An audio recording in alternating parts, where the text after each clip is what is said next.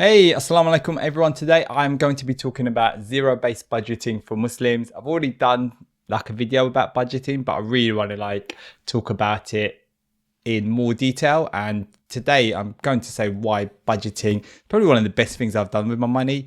And although some people might think budgeting is a bit boring and things like that, I actually find it quite interesting just to see where my money is actually going. I'm hoping like other people kind of feel the same way as well. And it's a good way to almost sort of stare at the mirror. You're actually kind of getting real data, real things and where your money is going.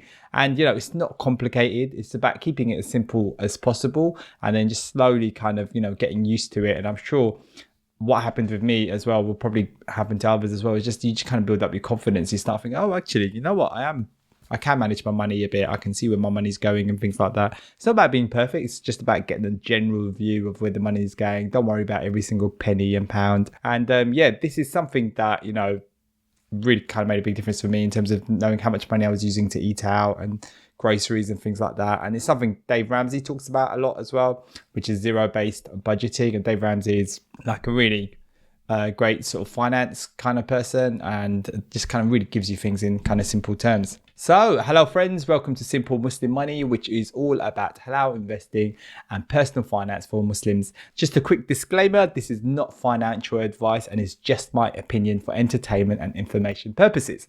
Okay, so let's get into it. So as I mentioned earlier, Dave Ramsey recommends zero-based budgeting and I definitely agree. Dave Ramsey is great. He has a really cool, simple kind of way about thinking about your money. He's got a lot of sort of Christian beliefs as well, which sort of align up to like Muslim beliefs as well, and talking about having no debt. And one of the things he does talk about is having a budget and how important that is, and using this zero-based budgeting technique. I'll make sure to have a link to one of the videos from the Dave Ramsey. One of the guys from his team, I think George Carmel, his name is. He's really great as well. Just kind of talks about zero-based budget. I'll make sure to have a link to that in the description. Now, what is zero-based budgeting? Simply, it's just you have your money coming in and your money going out and you want to make that equal to zero. So essentially what you're doing is you're accounting for every bit of money that you have. Okay, so what is zero-based budgeting? Well, basically what you do is you have all your money coming in, take away the money going out, and you want that to sort of equal zero. So it means that everything is accounted for, where all your money is going. So this does not mean that you spend all your money in a month. Yeah, this is very confusing for some people. No, it's just being aware of where all your money is going. Now the key point is that also that the money that you save / invest is also kind of considered as an expense. So if you save £100 or $100 a month, that is money that you have accounted for and that is put into the column of your money coming out. Now it's definitely really important to have a budget because it means that you're being intentional with your money, and this is something that Dave Ramsey talks about. And definitely, I've been one of those people that I just sort of spend money, whatever's in my account. I didn't know where it was going, what was going on. And I think definitely having a budget and knowing where money is going is so key. You're just a lot more intentional, a lot more aware of what's happening. I went to this burger place down in Ilford and, I spent £2 in still water. I just paid for it. And then afterwards I was looking back, I was like, what the heck was I doing? Spending £2 in still water. It's just like a small little Evian bottle. And I thought, okay, it was back in the day. I wouldn't have really known about it. I would have just thought I was just £2. But now I'm kind of just being a lot more aware of where my money's going. I know the other day we went to like a Thai restaurant and like a local one, and the food wasn't that good. The service wasn't that good. And it came out to £50. And I'm thinking, oh my gosh, what's going on? So now I'm a lot more intentional where my money is going. Another thing is that really helped was for me to just relax. It can take a bit of time to get used to it and, just getting used to like budgeting and putting my money in the right places and things like that. So yeah, don't worry. Just, it's just about even just doing a little bit is just fine. And it is actually quite easy to do, but most people don't do it. So even just by doing this budget and just being aware of my money, it just kind of already puts me in a really good place that 99% of people are not even doing. So in terms of doing this, the way to get started with zero-based budgeting, first of all, you list your money coming in for the month.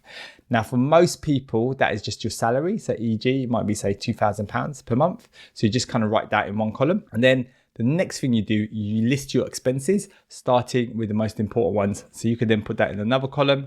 So your shelter would be one thing. So that'd be your rent, your mortgage, any food, groceries, so utilities, electricity, gas, internet, and also transport as well, petrol, public transport, all of that sort of stuff. And you kind of have that listed in another column. And then you kind of have amounts for all of that. and you kind of take that away from your money coming in. So it's pretty simple. So just 2 columns, money coming in, money going out, and you list all your kind of main categories. So once you've done that so those are your main priorities. Once you've done that, you then put all your other categories in there. So that might be dining out, in entertainment, things like that. And then once you've done that as well, is you can also list out your savings and investments and things like that. Those will also be expenses as well.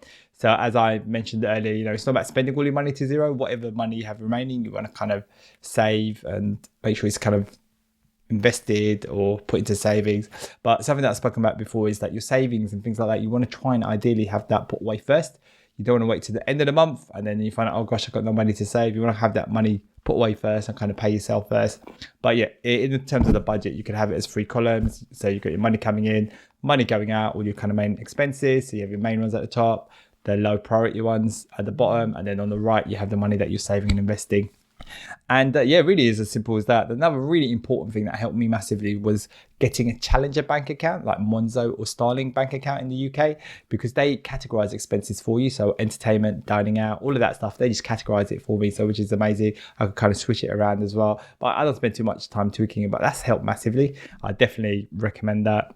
And then throughout the month, I just update the budget with the actual money that I spend. So for example, if I spent £800 on rent, then I would put £800 down. Or if on food, I had a budget of say £600 and I only spent £500, then I'll put £500 down. And then, yeah, this has just started helping me massively. Just being aware of where my money is going has been just such a game changer. And I totally recommend it for everyone. It sounds very cliche, but honestly, this is probably the number one thing I would suggest most people do.